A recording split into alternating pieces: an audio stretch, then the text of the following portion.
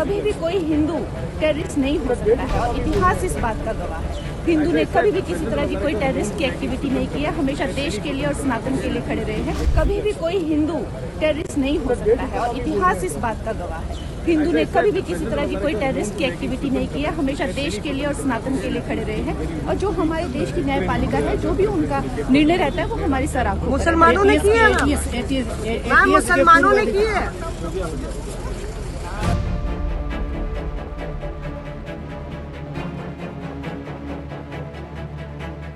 Malegaon blast मामले में सभी आरोपियों को बरी कर दिया गया है। साध्वी प्रज्ञा सिंह ठाकुर को भी बरी कर दिया गया है। हमारे साथ बातचीत करने के लिए उमा भारती जी हैं, मध्य प्रदेश की पूर्व मुख्यमंत्री। दीदी, भावुक करने वाला पल है आज आपके लिए, साध्वी प्रज्ञा को बरी कर दिया गया। बहुत आराम देने वाला पल और न्याय में विश्वास दिलाने वाला पल और एक ऐसी खुशी जो जीवन में मुझे बहुत कम मिली है वैसा। क्योंकि प्रज्ञा के साथ क्या हुआ ये मुझे सारा पता है और मुझे महाराष्ट्र पुलिस के अधिकारी ने बताया। प्रसाद पुरोहित के साथ क्या हुआ ये मुझे सारा पता है। अगर इन लोगों ने वो यातनाएं ना झेली होती और वो नाम ले दिए होते जो उनको कहा जा रहा था, तो बीजेपी के आधे से ज्यादा नेता जेल में होते, उतनी ही प्रताड़नाएं झेल रहे होते। अन्य राष्ट्रवादी संगठनों के पदाधिकारी जेलों में होते और वो यातनाएं झेल रहे होते। ये तो इतनी सारी यातनाओं को झेल करके भी जीवित रह गए। ये जीवित बलिदानी लोग हैं। इसलिए मैं माननीय न्यायालय का अभिनंदन करूंगी। प्रज्ञा और उनके साथ में जो भी लोग बेकसूर साबित हुए हैं उनका आज बहुत बहुत अभिनंदन करूंगी और मैं उनकी निंदा करूंगी। और मैं चाहूंगी कि उनको जनता की अदालत में भी सजा मिले। जिनने भगवा आतंकवाद का शब्द का प्रयोग किया, कानून की अदालत में भी सहयोग उनको सजा मिले और उनको अपनी आत्मा की अदालत में भी उनको सजा मिले। क्या था इस भगवा आतंकवाद के शब्द को गढ़ने का, प्रताड़ित करने का? केवल नेताओं को जेल में डालना, प्रताड़ित करना, या कोई एक बड़े कैनवास पर चित्र बनाने की कोशिश? उद्देश्य ये था कि मुस्लिम वोट बैंक को एक करना था अपने पक्ष में। इसके लिए हाँ, कांग्रेस को मुस्लिम वोट बैंक को अपने पक्ष में करना था और उसके लिए जो युवाओं का रुझान आतंकवाद की ओर होने लगा था उनको प्रोटेक्शन देना था। तो फिर इसके लिए उनको खुश करने के लिए उनने गढ़ा कि भगवा आतंकवाद भी है, हिंदू आतंकवाद भी है। क्योंकि इस्लामिक आतंकवाद का, इस्लामिक फंडामेंटलिज्म इस शब्द का प्रयोग होने लगा था। और इसी के लिए एक ऐसी घटना पकड़ी गई जिसकी कोर्ट ने धज्जियां उड़ा दी अपने निर्णय में और उसके आधार पर ये सारे महत्वपूर्ण लोग पकड़े गए। फिर उनको मार पीट के बड़े नाम उगलवाने की कोशिश की गई और पूरे हिंदू समाज को कलंकित करने की कोशिश की गई, पूरे देश को कलंकित करने की कोशिश की गई कि बहुसंख्यक समाज भी आतंकवादी हो चुका है और इसे पूरी दुनिया में भारत की छवि खराब करने की कोशिश की गई। इसलिए योजना तो बहुत भयानक थी। वो योजना का भंडाफोड़ भगवान ने ही कर दिया। बर्दाश्त बहुत किया साध्वी प्रज्ञा ने। आप कई नाते का आपने भी देखा और आपने भी सुना। तो इस नाते वो तो बहुत लंबी घटना है, प्रेस में बतानी मुश्किल है। क्योंकि धोखे से जेल के अधिकारियों ने मुझे मिलने की अनुमति दे दी। उनको ध्यान नहीं रहा कि ये मैं हूं। जब नासिक की सड़कें भर गई मेरा स्वागत करने के लिए, कर्फ्यू सा लग गया, जब मैं प्रज्ञा को मिलने जा रही थी, तब उनकी समझ में आया क्या हो गया है। तो उन्होंने मुझे रोका तो मैं तुरंत कोर्ट में पहुंची। उसी समय तो कोर्ट वकीलों से भर गया मेरे पक्ष में, सारे वकील इकट्ठे हो गए और जिरह शुरू हो गई। तो फिर जज ने कहा कि पहले अनुमति क्यों दी थी? नहीं, अब वो जाएंगी मिलने के लिए, अब नहीं आप रोक सकते। तो सब घंटों में फैसला हुआ और फिर सुपरिटेंडेंट ऑफ जेल एक महिला थी संयोग से, उसी के साथ मुझे प्रज्ञा से मिलने को अस्पताल में भेजा गया जहां प्रज्ञा भर्ती थी। उसके सामने मेरी पूरी बात हुई और दुर्भाग्य से मैं प्रज्ञा के लिए कुछ ले नहीं गई। वो मुझे नहीं भूलता, बार बार याद करती हूँ। हाँ, मेरे को याद नहीं। मुझे लगा जेल मैनुअल का वायलेशन हो जाएगा कुछ ले जाने पे।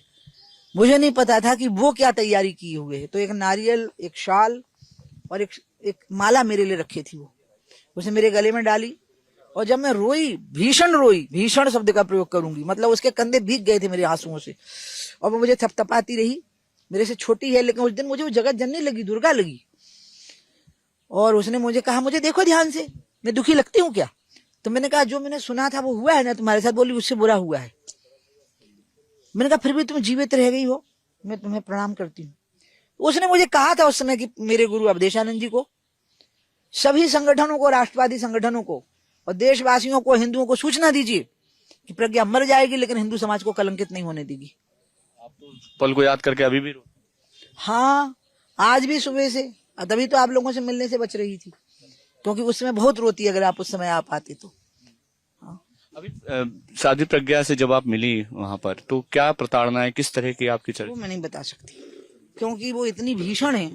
अब जैसे आप बैठे हो, आपको कहा गया बैठो कुर्सी पर, कुर्सी है ही नहीं वहां, कुर्सी खींच दी गई है, आप नीचे गिरते हैं, और ऐसा रोज सैकड़ों बार हो रहा है। फिर आपके गाल पे थप्पड़ मारे जा रहे हैं, 100 थप्पड़ मारे जा रहे हैं एक साथ।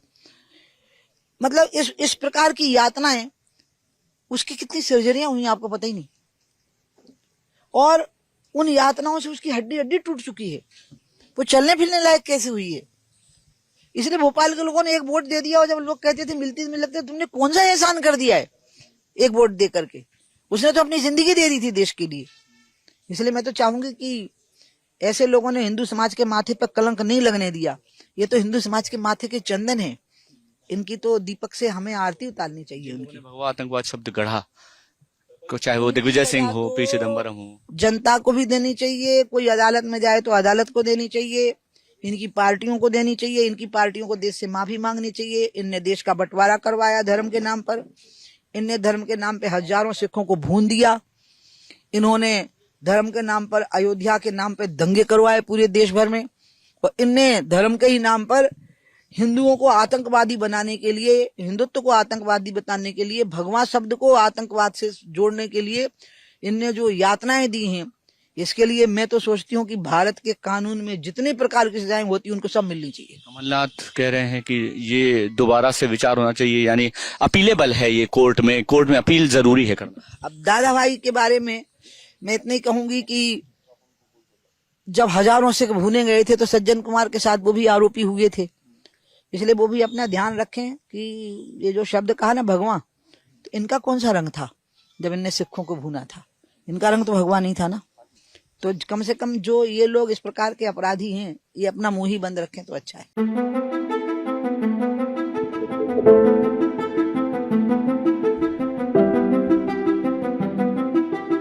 मेरे को याद नहीं, मुझे लगा जेल मैनुअल का वायलेशन हो जाएगा कुछ ले जाने पे। मुझे नहीं पता था कि वो क्या तैयारी किए हुए है। तो एक नारियल, एक शाल और एक माला मेरे लिए रखी थी, उसने मेरे गले में डाली, और जब मैं रोई, भीषण शब्द का प्रयोग करूंगी, मतलब उसके कंधे भीग गए थे मेरे आंसुओं से, और वो मुझे थपथपाती रही। मेरे से छोटी है, लेकिन उस दिन मुझे वो जगत जननी लगी, दुर्गा लगी। और उसने मुझे कहा, मुझे देखो ध्यान से, मैं दुखी लगती हूँ क्या? तो मैंने कहा, जो मैंने सुना था वो हुआ है ना तुम्हारे साथ? बोली, उससे बुरा हुआ है।